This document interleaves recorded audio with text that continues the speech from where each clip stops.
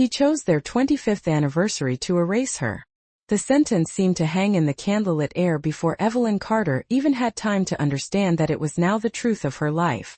The rooftop restaurant glowed above downtown Chicago, all glass walls and floating light, with the skyline scattered behind them like diamonds tossed across black velvet. Below, traffic slid through the streets in thin ribbons of red and white. Above, a piano moved softly through the room, elegant and forgettable, the kind of music meant to flatter expensive silence. Evelyn had spent an hour getting ready that night, not because she still believed in grand romance, but because 25 years deserved respect, even if love had gone quiet. Her navy dress fit with simple grace.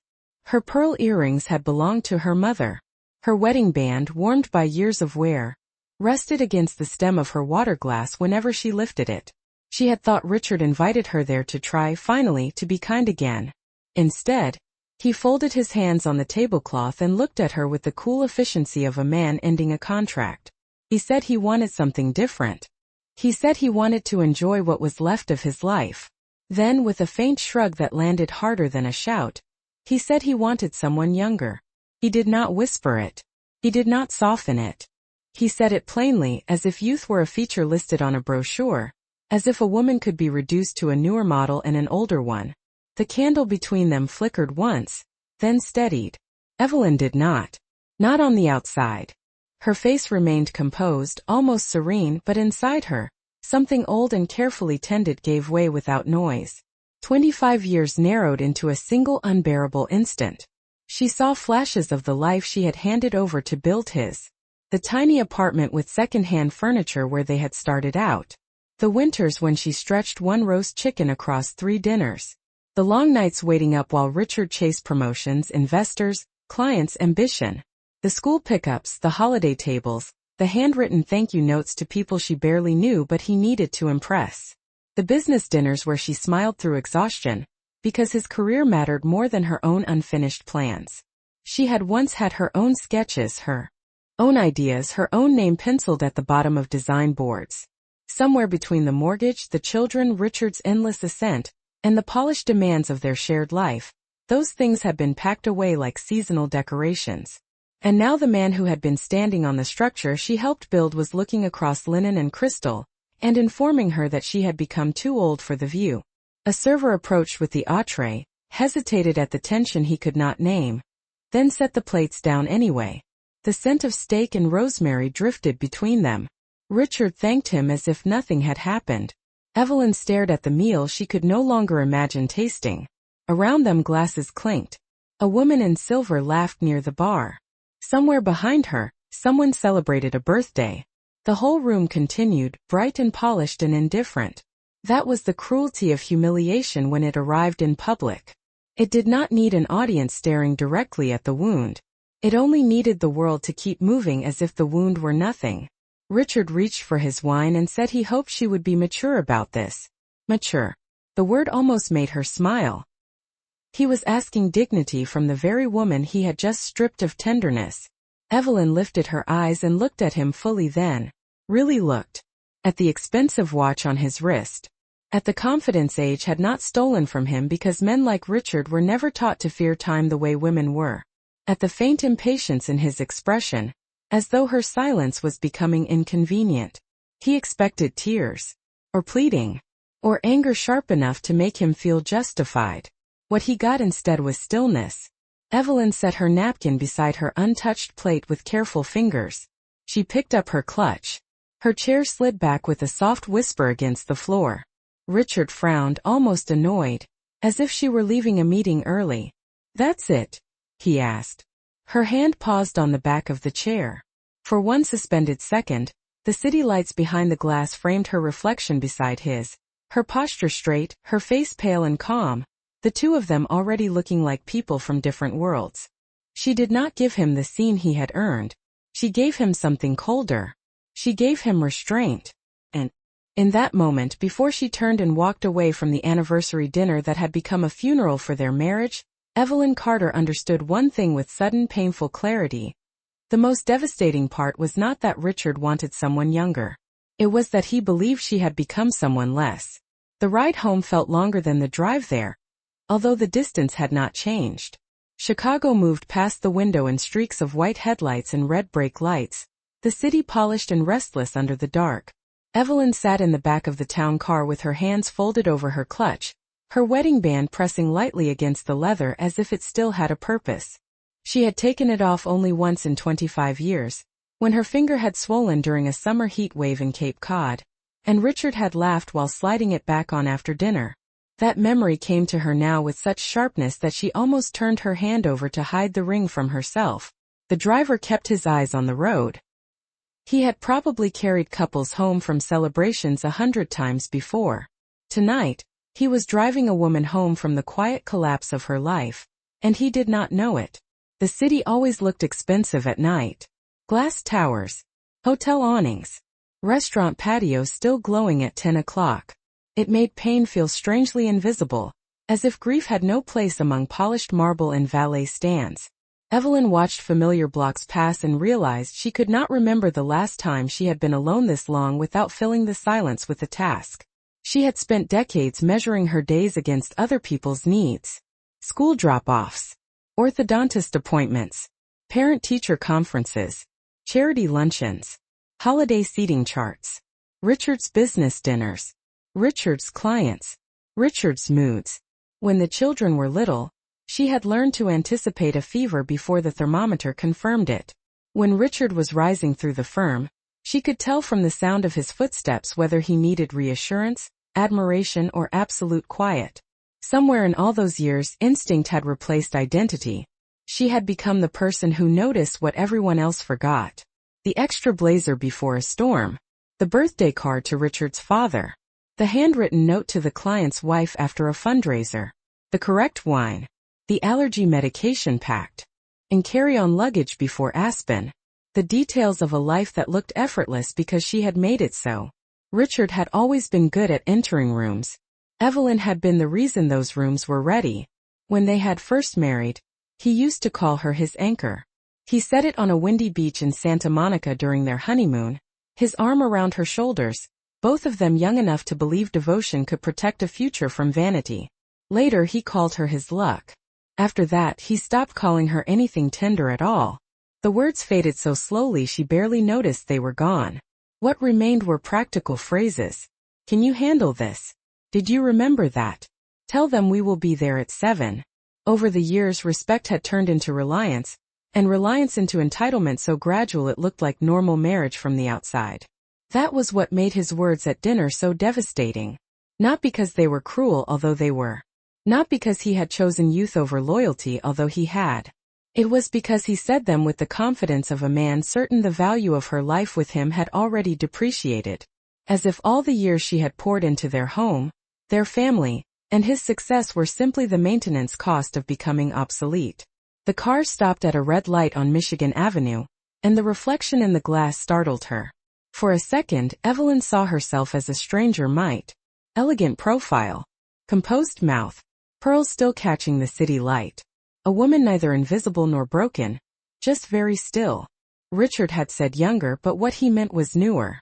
Untouched by shared history, unmarked by sacrifice, free of witness. A younger woman had not seen the season he could not find work and pretended everything was fine while Evelyn sold a bracelet from her grandmother to cover 1 month of rent.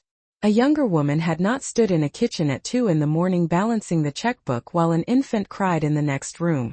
A younger woman had not spent years polishing the edges of his ambition, until he could hold it up to the world and call it brilliance. Evelyn looked down at her left hand and slowly turned the ring once around her finger. The gold had thinned slightly over time.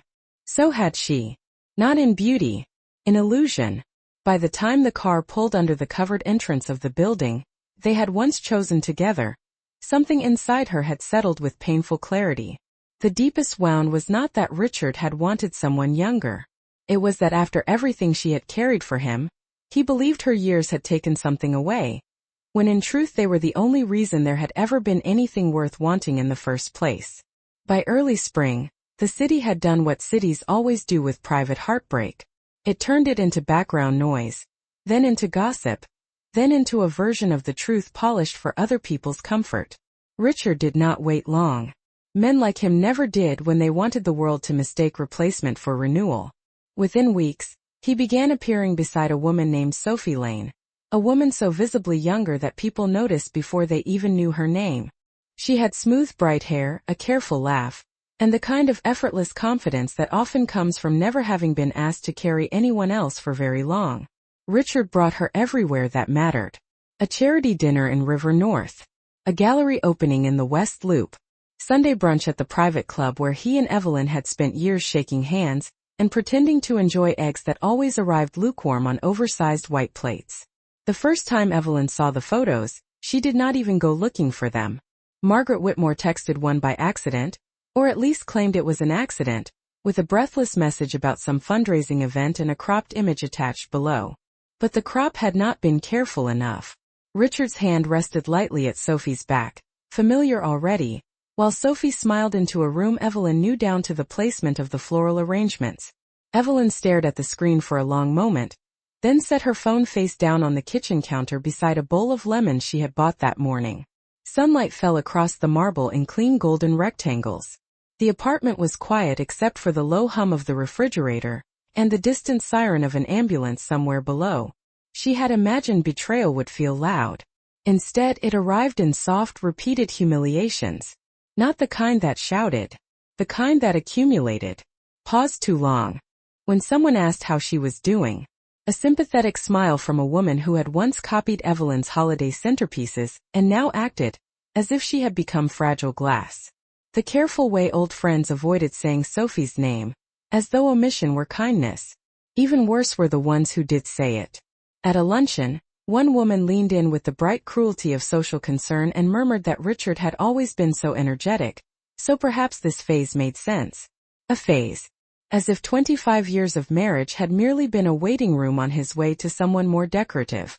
Evelyn held her iced tea by the rim and looked at the mint leaf floating near the top while the woman kept talking. She did not answer. She had begun to understand that silence unsettled people more than anger. Anger gave them roles. A victim. A villain. A scandal to pass around the table with dessert. Silence denied them that satisfaction. Still, the social weather changed around her. Invitations that had once arrived months in advance now came later. Warmer in wording but cooler in intention. Couples they had hosted at Christmas seemed uncertain which side of the divorce would prove more useful. The city was not cruel in the obvious way. It was worse. It was efficient. It moved its attention toward youth, gloss, momentum. Richard and Sophie fit the picture people preferred to look at. He appeared revitalized. She looked like proof of it. Together they gave off the kind of image magazines sold as reinvention. What none of those polished surfaces showed was the architecture underneath, and Evelyn knew architecture better than most. She knew what it cost to make a life appear seamless. She knew where the hidden supports were. She knew which walls were load-bearing and which were merely decorative.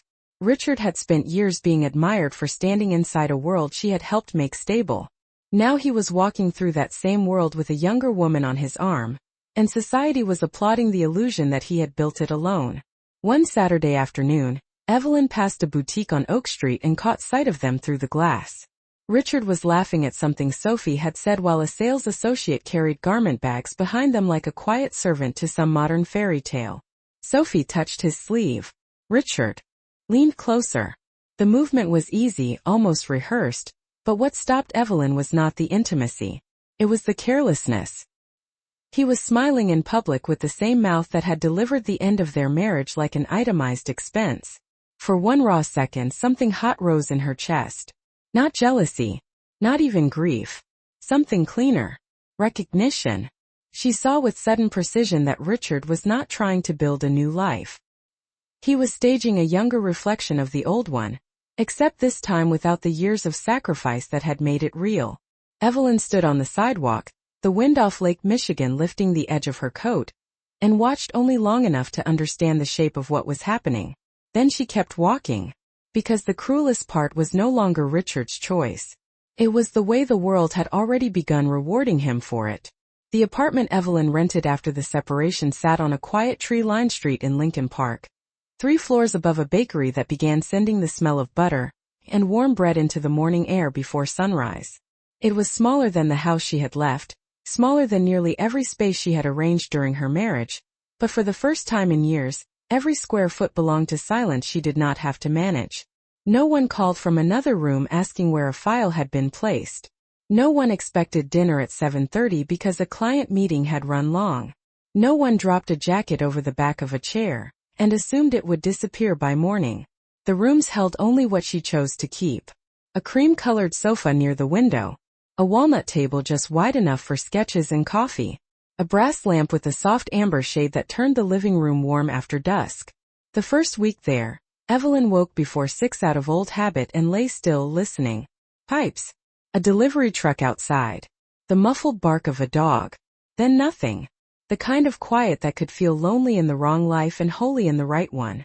She got up, wrapped herself in a pale gray robe, and walked barefoot across cool hardwood floors into the kitchen.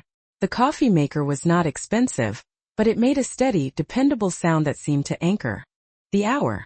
She stood by the window with her mug between both hands and watched early spring light slide over the rooftops. A man below hurried past in a navy coat with a paper bag under his arm. A woman in running shoes paused to retie her ponytail. The city was beginning again, and for the first time in a long time, Evelyn did not feel like she was waking up late to her own life. It started with a storage box she almost did not open. She had stacked 3 of them in the hall closet after moving in, labeled only in neat black marker. Winter linens. Office. Miscellaneous. It was the last one that changed everything. Inside, beneath old stationery and framed photographs she did not yet know where to place, lay a portfolio case she had not touched in years. The leather was slightly dry along the edges. When she opened it, the scent of paper and graphite rose softly into the room. Inside were floor plans, fabric swatches, color studies, hand-drawn elevations, and clipped pages from magazines she used to read with a sharpened pencil tucked behind her ear. Her old design boards. Her old handwriting. Her old eye. Evelyn sat cross-legged on the rug with the case open in front of her and moved through each page slowly, as if she were meeting a younger version of herself who had not disappeared so much as gone quiet. Before marriage became an institution built around other people's schedules, she had wanted a design career of her own. Not in the vague decorative sense people often assign to women with taste, but in the serious structural exacting sense. She understood proportion instinctively. Light, texture, flow. She knew how a room should hold a person before the person understood why it felt right. In the early years, she had freelanced small residential projects, and once spent 3 months helping redesign the lobby of a boutique hotel in Milwaukee. The owner had praised her vision. Richard had praised it too back when praise still cost him nothing. Then the children came and his career accelerated, and her work became the thing she promised herself she would return to when life settled down. Life never settled. It simply organized itself around what mattered most to him. That afternoon, Evelyn spread the old boards across her table, then across the floor. Gray washed oak beside brushed brass. Cream boucle against charcoal linen. Stone samples lined in careful rows. The apartment changed around her as she worked. Not physically, not yet, but in temperature. A room stops feeling like a place to recover, and starts becoming a place to build the moment purpose enters it. She called a former client first, a widow named Helen Morris whose condo she had helped refresh years earlier. Helen answered on the second ring and sounded genuinely delighted to hear her voice. By the end of the call, Evelyn had agreed to consult on a reading room renovation in a Gold Coast townhouse. It was a small project. 1 room. Built-in shelves. New lighting. Textiles. A custom rug if the budget allowed. Nothing dramatic. But when Evelyn wrote the appointment into a fresh notebook later that evening, the act felt larger than ink on paper. It felt like a door unlocking from the inside. She did not announce her return to anyone. She did not post photographs or reinvent herself in public language. She simply began. Morning coffee. Measurements. Samples. Vendor calls. Drafts spread under late afternoon light. Her reading glasses low on her nose while she revised dimensions at the table. The rhythm was modest, almost invisible from the outside, but it was hers. And in those small, disciplined hours, something Richard had mistaken for age began revealing itself as something far more dangerous. Not decline. Depth. By late May, Evelyn's calendar had begun to fill with the kind of appointments that did not look dramatic from the outside but quietly rearranged a life. fabric houses in the merchandise mart, a lighting showroom off West Hubbard, site visits in townhouses where old money lived behind discreet facades, and never felt the need to prove itself with anything loud. The reading room for Helen Morris had led to a breakfast nook renovation for Helen's sister in Winnetka, and that had led to a referral from a real estate attorney whose clients appreciated restraint more than spectacle. Evelyn did not chase attention. She let precision travel for her. One Thursday morning, she was standing inside a limestone mansion on Astor Street, reviewing dimensions for a library restoration, when she heard a man's voice behind her ask a question no one else had thought to ask. Is the room meant to impress people from the doorway, or hold them once they sit down? The contractor blinked. The junior architect looked at his tablet. Evelyn turned. The man standing near the threshold was tall, broad-shouldered, and dressed with the unstudied ease of someone who had spent enough years around expensive things to stop performing for them. His suit was charcoal, his tie absent, his overcoat folded over one arm despite the cool weather. There was silver at his temples, and the kind of stillness that made a room organize itself around him without quite understanding why. Daniel Hayes. Evelyn knew the name before she placed the face. Chicago did not produce many men with that combination of discretion and influence. He was the founder of Hayes Capital, though he rarely appeared in the loud glossy magazines that liked to assign the word billionaire to every man who bought a penthouse and called it strategy. Daniel had a different reputation. Careful. Patient. The sort of investor who saw structure before shine. He stepped farther into the room and looked not at the contractor, not at the architect, but at Evelyn's plans spread over the table. If it is the second, he said, then the light near the fireplace matters more than the chandelier. It was not a challenge. It was an observation, and a correct one. Evelyn felt something rare and immediate move through her. Recognition. Not of herself as a woman being noticed, but of her mind being met without explanation. Truth. That alone made him different from Richard. Richard had once admired Evelyn's eye when it benefited him. Daniel respected it even when it slowed the room down. Before leaving, he asked if she had selected a textile source for the window seats. Evelyn named 3 options. He nodded once, then said he would like her opinion on a hospitality project his firm was quietly developing. Not a flirtation.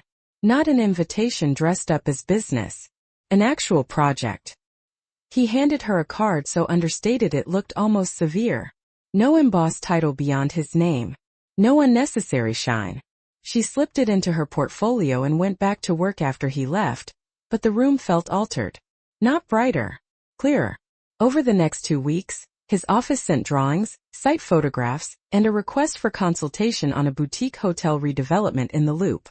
Evelyn reviewed every detail at her walnut table. Coffee cooling beside her as afternoon light crossed the paper inch by inch. Daniel called only when he had something worth asking. When he disagreed, he did it cleanly. When she was right, he said so without hesitation. There was nothing hungry in the exchange, nothing careless, nothing designed to make her feel chosen like a prize. That was precisely why she felt herself coming back to life in his presence.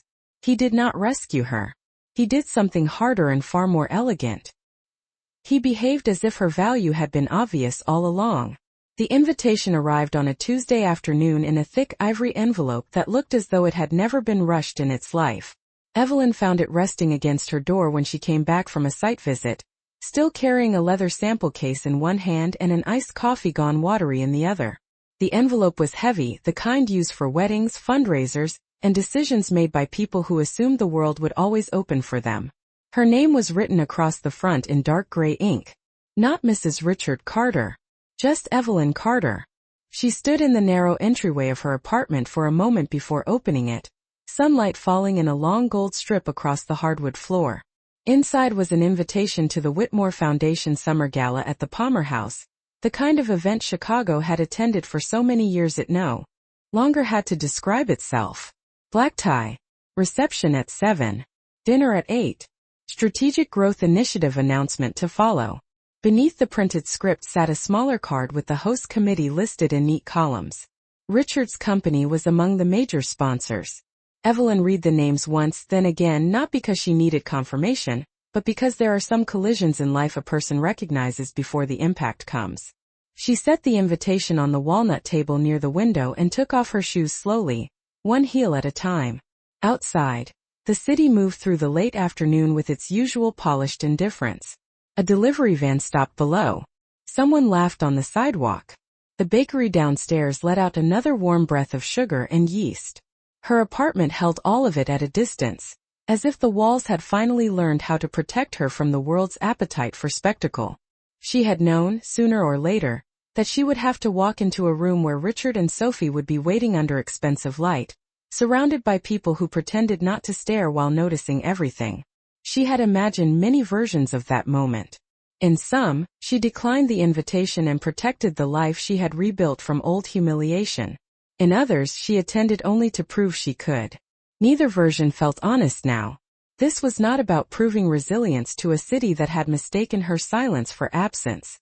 It was about something quieter and far more exact. Closing a door with her own hand, she changed out of her work clothes and made tea, then sat at the table with the invitation in front of her and the evening drifting blue beyond the windows. On the far corner of the table lay renderings for Daniel's hotel project, their edges aligned with the same care she now brought to nearly everything in her life. She had spent months reconstructing herself from habits so small no one else would have called them transformation. Morning light. Work chosen rather than assigned. Rooms entered under her own name. The gala did not threaten that. Tested whether it was real. Her phone rang just after 6. Daniel. His voice carried the same calm weight it always did, as if he never wasted tone on performance. He did not ask what she was doing. He asked whether she had received the foundation invitation. Evelyn looked at the envelope again, the seal already broken. I did, she said. There was the briefest pause, not awkward, only deliberate. I am attending, he said. The new hospitality fund will be announced that night. Your work is part of that story whether the room knows it yet or not. Evelyn leaned back in her chair and looked toward the window where the first city lights were beginning to glow. That room knows many stories, she said. Most of them are wrong. Daniel's answer came without haste. Then perhaps it is time it saw a better one. He did not offer reassurance in the sentimental way. He did not tell her she would look beautiful, though she would. He did not pretend the evening would be easy. He simply treated her presence there as natural, even necessary, and in doing so made the decision feel less like courage and more like alignment. After the call ended, Evelyn walked to her bedroom and opened the closet. Dresses hung in a quiet row, some untouched for years, relics from a life spent attending on behalf of someone else. She moved past the ones that glittered too hard, past the ones chosen once for effect rather than truth, until her hand stopped on a column gown the color of deep smoke, clean-lined and weightless in the body, elegant enough to command a ballroom without ever asking for permission. She drew it out and laid it across the bed. Then she opened the small velvet box that held her mother's pearls. Not the larger strand meant for display. The simpler pair. Understated. Luminous. By the time the sun went down, the apartment had taken on that soft amber hush she loved most, the hour when glass reflected the room back to itself. Evelyn stood before the mirror and imagined the hotel ballroom, the chandeliers, the polished silver, the turning heads, the small electric shift that moves through a crowd when old narratives stop fitting the scene in front of them. She did not feel dread. She did not feel triumph either. What she felt was steadier than both. Readiness. Because she was not going there to remind Richard what he had lost. She was going because the woman he had dismissed had become impossible to overlook, and for the first time in a very long time, Evelyn intended to let the room see her in her own light. The Palmer House ballroom glowed like it had been taught never to age. Crystal chandeliers spilled light over polished silver, white roses, black tuxedos, and women moving through the room in gowns that shimmered each time they turned toward someone important. Waiters crossed the carpet with trays of champagne held steady at shoulder height. A string quartet played near the far wall, the music elegant enough to disappear beneath the sound of money recognizing itself. Evelyn stepped through the entrance a few minutes after 7, and for one brief moment, the entire room seemed to pause without admitting that it had. Her gown was the color of evening smoke, simple in the way truly expensive things often are, cut clean through the waist and falling in a long unbroken line that made her seem taller than Richard remembered. Her mother's pearls caught the chandelier light with a soft glow that did not compete with the room. Corrected it. She did not rush. She did not search for anyone. She let the room arrive around her. That was what changed everything. She was no longer entering as a wife, no longer moving in orbit around someone else's name. She was standing there under her own. A few familiar faces turned toward her with polite surprise. Margaret Whitmore was the first to recover, lifting a hand from across the reception area with the brittle brightness of someone who had spent the week hoping for a scene and now did not know what to do with composure. Evelyn gave a small nod and continued toward the bar, her posture easy, her expression unreadable. She ordered sparkling water with lime, not because she needed something to hold, but because she had learned there was power in appearing entirely at ease while other people adjusted to your presence. She had taken only one sip when she felt it before she saw it. That slight shift in the air that comes when a person enters a room already expecting to be admired. Richard. He stood near the center of the ballroom with Sophie beside him, one hand resting at her back in the same practice gesture Evelyn had once watched him use at charity dinners, corporate receptions, and holiday parties where affection was often just another form of branding. Sophie wore pale gold, the kind of dress chosen to glow under ballroom light and suggest youth without ever having to say the word. She looked lovely. That was not the point. The point was that Richard wore his satisfaction too visibly. He looked at the room the way he always had when business was moving in his favor, shoulders back, smile controlled, as if success were simply his natural climate. Then he saw Evelyn. The smile stayed in place, but something behind it tightened. It lasted less than a second, the kind of reaction only a woman who had spent 25 years reading him would have noticed. Sophie followed his gaze and turned. Her expression did not harden exactly. It brightened in that careful way some younger women have when they know precisely who they are being compared to and believe they have already won. Richard approached first, drawing Sophie along with him through a loose half-circle of donors and board members who pretended not to watch. "Evelyn," he said, and there it was, that old tone of civilized surprise, as though her appearance required explanation.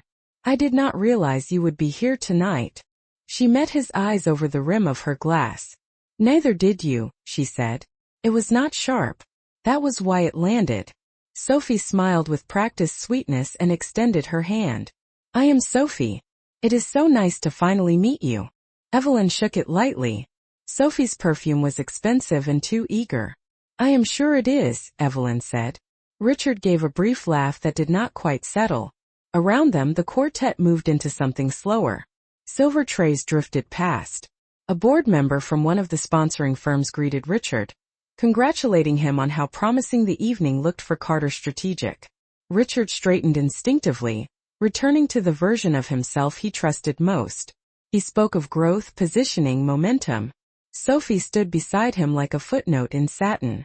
Evelyn listened, calm enough to hear the strain under his confidence. He was waiting for the announcement later in the evening, the one that could secure his company's next move, and place him even more firmly in the city's polished inner circle. He believed the night belonged to him. That was what made him so relaxed. That was what made him careless. When the host called everyone toward the ballroom doors for dinner, and the strategic initiative presentation to follow, Richard glanced once more at Evelyn, as if checking whether she understood she was merely witnessing his ascent. Evelyn set down her empty glass and smoothed one hand over the side of her gown. She understood something far more precise than that. He was still smiling because he had not yet realized the room was about to stop reflecting him. When the ballroom doors opened for dinner, the crowd drifted inward beneath the chandeliers in a slow tide of black silk, white linen, and practiced conversation. Place cards waited under soft gold light.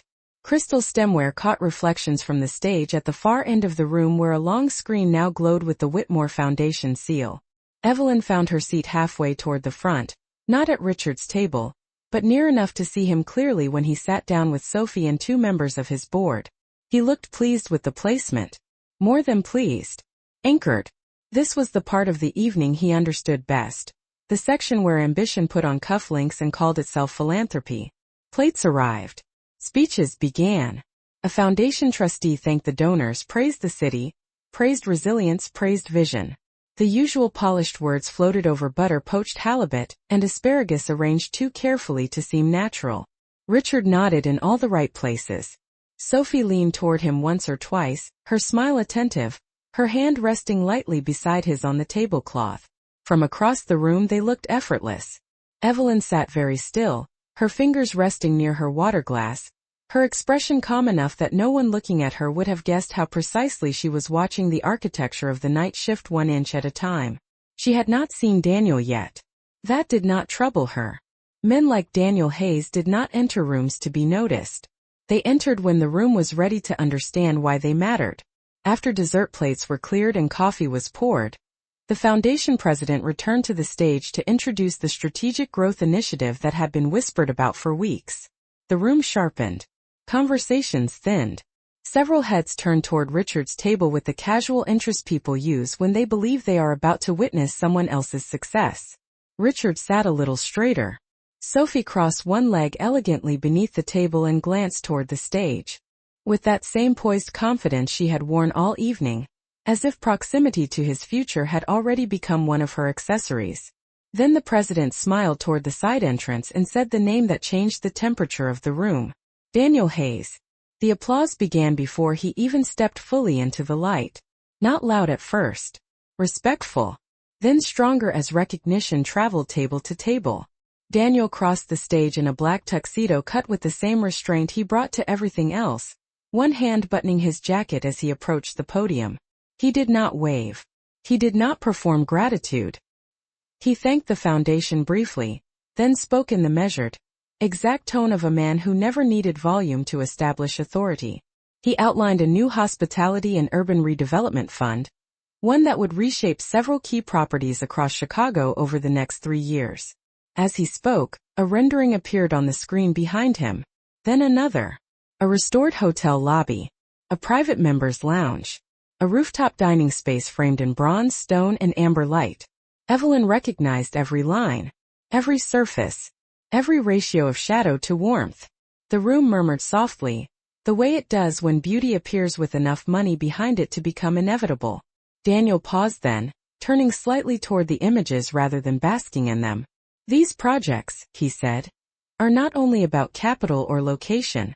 They are about how a space teaches people what to feel the moment they enter it. He let the words settle. That vision did not come from me alone. Across the ballroom, Richard's expression changed by almost nothing at first. A small tightening near his mouth. A stillness in his hand as it left his coffee cup. Daniel looked out over the room and continued. The design language behind this fund was shaped by someone whose understanding of restraint, atmosphere, and human scale is unlike anything I have seen in years. Evelyn Carter has been central to this work, and the future of these properties will carry her eye in every room that matters. The silence that followed was not empty. It was electric. Heads turned, then turned again, orienting themselves toward Evelyn as if the room itself had just been redrawn. She did not flinch. She did not lower her eyes. She simply lifted her chin with the quiet ease of a woman hearing the truth spoken aloud after too many months of being discussed as though she had faded. Daniel stepped away from the podium and descended from the stage. The applause grew fuller now, no longer for the fund alone, but for the revelation hidden inside it. He crossed the ballroom without hurry, the space parting for him in a way that had nothing to do with wealth and everything to do with certainty. When he reached Evelyn's table, he stopped beside her chair and offered his hand. Not theatrically, not possessively, as an equal invitation, open and unmistakable. Evelyn placed her hand in his and stood. The chandeliers burned above them. Crystal trembled with applause. Somewhere to the left, someone at Richard's table inhaled too sharply. Sophie's smile had gone still. Richard did not move at all. He was looking at Evelyn the way men look at a painting they once passed every day without understanding it had become priceless. Daniel did not introduce her as a companion. He did something far more devastating. He turned slightly toward the room and said with perfect calm, "Chicago is about to see what she can do." And in that moment, before a single word of explanation could rescue him, Richard understood what the entire ballroom had already begun to see. He had not traded up. He had simply failed to recognize the most extraordinary thing that had ever stood beside him. The applause followed Evelyn and Daniel all the way through the end of the presentation, but she knew the loudest sound in the room was the silence at Richard's table. It sat there like broken glass beneath velvet, invisible if a person did not know where to look, impossible to ignore once they did. For the rest of the dinner, people approached her with a kind of sharpened respect, the kind reserved for those rare moments when society realizes it has misjudged someone in public. Board members who had once offered her pity now asked about design philosophy. Women who had angled their sympathy like a social accessory suddenly wanted to know where she found her restraint, her palate, her confidence. Evelyn answered with grace and no excess. She had learned that dignity becomes most visible when it is not trying to prove itself. Daniel remained near, but never too near, speaking when needed, stepping back when the attention belonged to her. That too was a form of elegance. He did not claim credit for seeing her first. He simply made sure no one missed what was already there. Richard, meanwhile, had gone strangely still. Not humiliated in the theatrical sense. Worse, uncertain. A man like Richard had built his life on reading rooms quickly, aligning himself with power before anyone else recognized where it would settle. Tonight, for the first time in years, he had misread the room entirely. Sophie stayed beside him, but her expression had changed. The ease was gone. She was still beautiful, still polished, still perfectly turned out beneath the chandeliers, but youth looked different when the room stopped rewarding it. It had no authority on its own. Only light. And light, Evelyn now understood, could be redirected. By the time coffee service ended, the ballroom had softened into post-announcement conversation. Donors clustered near the stage. Waiters moved through the room with small silver trays of chocolate and cognac. The quartet had given way to a piano somewhere beyond the doors, the notes drifting in and out like memory. Evelyn stood near one of the tall mirrored columns speaking with a hotel executive from New York when she felt it again, that old instinct honed by decades of marriage. Richard was approaching before he spoke. Daniel had stepped away to take a call from London, and for a brief moment the space around her opened. Richard stopped at a careful distance, close enough to appear familiar, far enough to preserve the illusion of control if anyone happened to notice. His face was composed but not naturally. It looked arranged. "Could we talk for a moment?" he asked. Evelyn turned toward him fully. The mirrored column beside them reflected both figures in softened gold. A man she had once built a life around and a woman who no longer fit inside that architecture. She did not answer immediately. Richard took that silence as permission and gestured toward a quieter corridor just beyond the ballroom doors. The hallway was lined with framed black and white photographs of old Chicago, the carpet thick enough to quiet footsteps, the light warmer there, less public. The sounds of the gala softened behind them until only the piano remained, low and distant. Richard loosened his jaw once, as if the effort of maintaining charm had begun to ache. "I did not know," he said at last. Evelyn looked at him. "No," she said. "You did not." He exhaled, almost frustrated by how little space she gave him to manage the exchange. "That is not what I mean. I did not know you were working with Daniel Hayes. I did not know any of this was happening." The wording caught her attention more than the sentiment. Not "I did not know who you had become." Not "I did not know what I lost." Only that he had not been informed of the movement of value around him.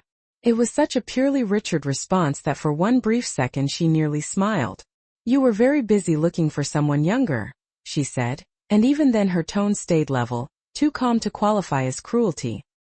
He looked away first, down the corridor toward the ballroom, where the music and light waited beyond the doors. "That is not fair." There it was. The instinctive objection of a man discovering that consequences feel personal when they arrive at his own feet. Evelyn studied him quietly. The silver at his temples. The expensive tuxedo. The face she had once known in every season of fatigue, ambition, illness, relief. He had not become a monster. That would have made the story simpler. He had become something far more common and far less tragic. A man who mistook being admired for being loved, and being desired for being understood.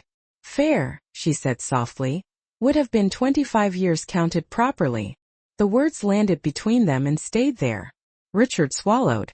For the first time all night, he seemed older than she did. Not in skin. In weight. Why did you never fight for us? He asked. It was the question of a man who still believed devotion should have defended itself harder against disrespect. Evelyn let the silence come before answering. Not to wound him. To let the truth arrive without anger clouding it. Beyond the corridor, someone laughed near the bar. A glass clinked. Chicago kept moving, polished and indifferent as ever. She met his eyes and said, "Because love should never have to beg to be respected." Richard said nothing. The quiet that followed was complete, the kind that strips a room of excuses. He had no answer because the answer had already been lived, year after year, in every compromise she made. And every tenderness he eventually treated as ordinary. Evelyn held his gaze 1 second longer, then inclined her head with the civility of someone closing a final account. When she turned back toward the ballroom, Daniel was waiting just inside the doorway. Not intruding, not rescuing, simply present. He offered his arm. She took it.